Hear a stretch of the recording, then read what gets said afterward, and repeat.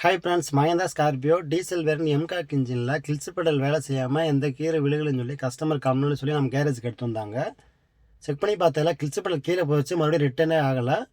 என்ன ரீசன் என்னன்னு செக் பண்ணி பார்த்தால கியர் பாக்ஸ்குள்ள வந்து ஃபுல்லாக வந்து ஆயில் லீக் ஆயிருந்துச்சு. இது என்ன ஆயில் என்னன்னு செக் பண்ணி பார்க்குறப்ப brake oil league ஆயிருந்துச்சு.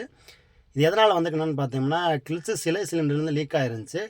MHawk diesel இன்ஜினில் ஃபுல்லாக வந்து கிளிச்சு சிலை சிலிண்டரும் ரிலீஸ் பண்ணி செட்டாக தான் வரும். கஸ்டமர் வந்து கிழிச்சு போய்ட்டு கவரஸுமே சேஞ்ச் பண்ணியிருக்காங்க. ரிலீஸ் பேனிங் மட்டும் சேஞ்ச் பண்ண மறந்துட்டாங்க. சேஞ்ச் பண்ண மறந்துட்டாங்க, என்ன மாற்றாம விட்டுட்டாங்க. ஸோ அதனால் நம்ம கஸ்டமர்கிட்ட சொன்னோம். ஓகே, சேஞ்ச் பண்ண சொல்லிட்டாங்க. அதனால் நம்ம மஹேந்திரா ஓய் வாங்கி ஃபிட் பண்ணுறோம். இதோட ரேட்டு பார்த்தீங்கன்னா 5000 சம்திங் வந்துச்சு. கஸ்டமர்கிட்ட சொன்னோம், ஓகே சேஞ்ச் பண்ண சொல்லிட்டாங்க. ஸோ அதனால் மஹேந்திரா ஓய் வாங்கி ஃபிட் பண்ணுறோம். என்கே மோட்டார்ஸ்னால இப்போ மஹேந்திரானா மஹேந்திரா ஓய் பார்ட்ஸ் மட்டும்தான் ஃபிட் பண்ணுவோம். வேறு மேற்கனா கஸ்டமரே வாங்கிட்டு வர சொல்லிடுவோம். ஏன்னா ஓய் போட்டால் தான் வண்டி வந்து ஃபஸ்ட் கிளாஸாக இருக்கும். மேக்ஸிமம் வந்து கம்ப்ளைண்ட் வராது. ஸோ அதனால் கஸ்டமர்கிட்ட சொன்னால் ஓயே ஃபிட் பண்ணிடுங்க, ஃபஸ்ட் கிளாஸாக பார்த்து கொடுங்க அப்படின்னாங்க. நல்லா நீட்டாக கியர் பாஸ் இறக்கி சிலிண்டர் மாற்றிட்டு சென்ட்ரலில் ஜாயிண்ட் எல்லாம் செக் பண்ணி பார்த்தா எல்லாமே நல்லா இருந்துச்சு. அதே மாதிரி இந்த வண்டியில் வந்து டாட் 4 ஆயில் வரும். பழைய ஆயில் எடுத்துகிட்டு டாட் 4 ஆயில் ஃபுல் பண்ணிவிட்டு ஏர் எடுத்து விட்டு எல்லா கியரும் போட்டு செக் பண்ணி பார்த்தோம்.